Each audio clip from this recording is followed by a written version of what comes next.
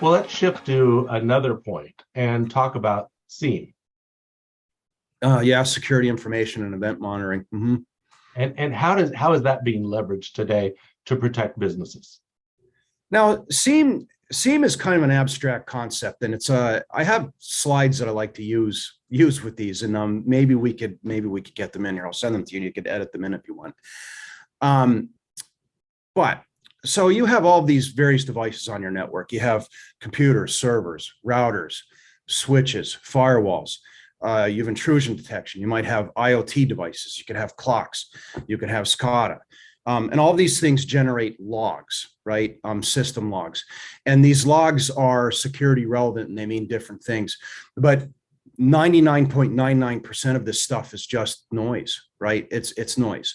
Now think of go to the FAA's website and then look at the air traffic maps. And at any given time, you've seen all the airplanes over the United States. You ever see that map? You know what I'm talking about? Yeah. So you have the FAA and they're watching all these airplanes are going everywhere at every altitude in every direction all the time, right? That's kind of similar to the amount of noise that's on your network that humans don't really see. Now, out of all those things that those airplanes are doing, how often is there something that an operator needs attention and has to intervene and then tell, oh, we have an adverse event, we have an airplane where it doesn't belong, or there's an accident or something like that. It's not that much. So you have to filter out all that noise. And that noise requires a form of automation. It requires, SIEM, not SIEM, fusion engine, correlation. So it's going to ingest all of these logs, tens of thousands, hundreds of thousands, depending on the size of the network. It could be millions of them per day. And then it will distill them down and then correlate them along with your EDR and your MDR, and then point to these things that are going to require intervention, and out of all those logs, again, that are being generated, very, very little of them are anything that's going to require a human attention. But just think about going back to my example of the FAA. When something needs attention from a human, it needs attention from a human right now. You know what I mean? And that's what these. So rather than hiring a team of people, maybe even an entire building floor of people to go through all that data, I'm thinking about my flight app on my phone. I've got all these little yellow planes and their pathways. It strips away the noise and shows us the one airplane in red that's aiming for the White House. That's exactly correct. That's a perfect analogy. Yeah, it's going to show you. It's going to strip out 10,000 planes and then show you, well, this one's doing something it shouldn't be doing, and we need to do something about it. And so it's going to collect all these log files. It's going to correlate the data, and it'll identify and then alert on those things that are bad. Correct. And it also aids in forensics, right? So let's go back to our airplane examples.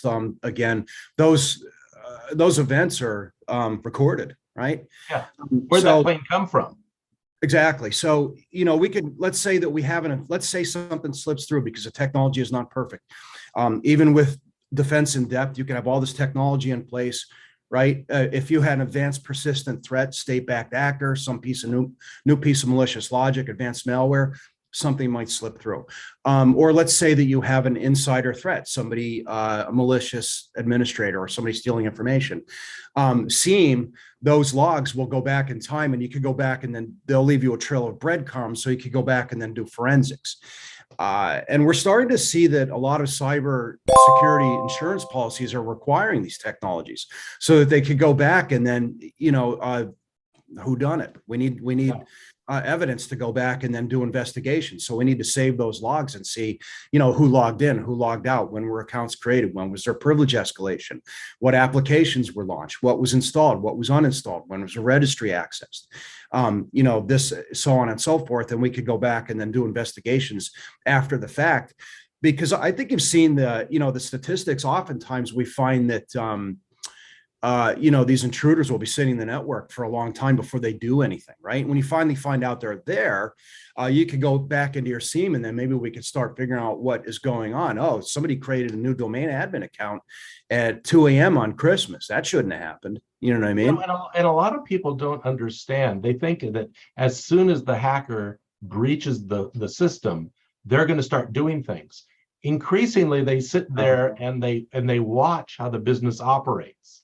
They're going, how do we monetize this opportunity? Are we just going to steal data? Are we going to deny them access to their own data? Or maybe we could leverage their connections with other people to get money or scam them out of things. So it's the hackers get in and then try to figure out what's the best move. Yeah, that's exactly. They sneak into the building, they wait for you to close shop, and they wait around, and then get out the flashlight and see what's going on.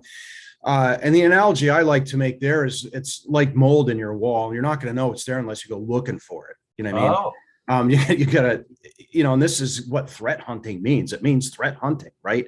Imagine you were going to look for mold in your walls in the house. You'd have to cut the walls open and look in there. You know what I mean? That's how threat hunting is. It's threat hunting. So SIEM does two major features. It alerts us to things we might not notice otherwise. Correct. And after it happens, it allows us to go back and find out what happened, what were the steps, how were we compromised, so that we can make things stronger for the future. That's exactly correct. Yep, for forensics purposes. Yep. That's excellent. Well, Jason, is there anything else you wanted to add? Those were the two main concepts I wanted to talk about. I should add that I'm thrilled to see these technologies being made available to the small to mid-sized business space. We had this stuff in the Department of Defense 20 years ago. You know what I mean? Heck, I remember going to a drill weekend. I want to say it was 2004. And then the commander's telling us, oh, we're putting multi-factor authentication. What's that? You know what I mean? Wow. And then we were, rolling out SIEM, 15 years ago. And these technologies were, they were only in the enterprise space. And even think about EDR.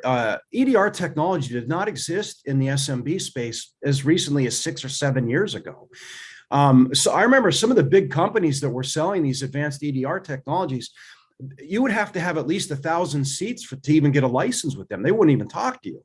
You need to be like Boeing or Nabisco or something. You know what I mean? Imagining that the costs of these solutions were astronomical at the time. That's correct. So, through automation, economies of scale, advancements in technology, as always, we're making, technology gets better, faster, and cheaper on a year-over-year basis.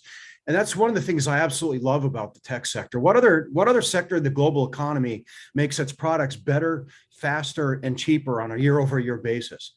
Boy, I wish that education and healthcare were like that, right? So as a result of the nature of our sector of the economy, we're making these advanced protective technologies that were only available to Boeing and Lockheed Martin and Nabisco and the Pentagon 15 years ago. Now you could be a little dental clinic or an auto clinic or whatever, and you get 5 or 10 seats of this stuff for a reasonable cost and have protections for yourself that just weren't available previously. Excellent. Excellent. And that's frankly, it's one of the things I love about what I do is helping the small to mid-sized business, because I, could go work for Google or Facebook and help drive shareholder value, but I'd much rather help you and your RMSP partners and their clients. I grew up in a small to mid-sized business space. I had my own business. So that's where my heart is.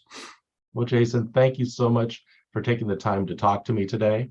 I look forward to next time very much. It's been a pleasure. I could blab about this stuff forever. Okay. Thank you.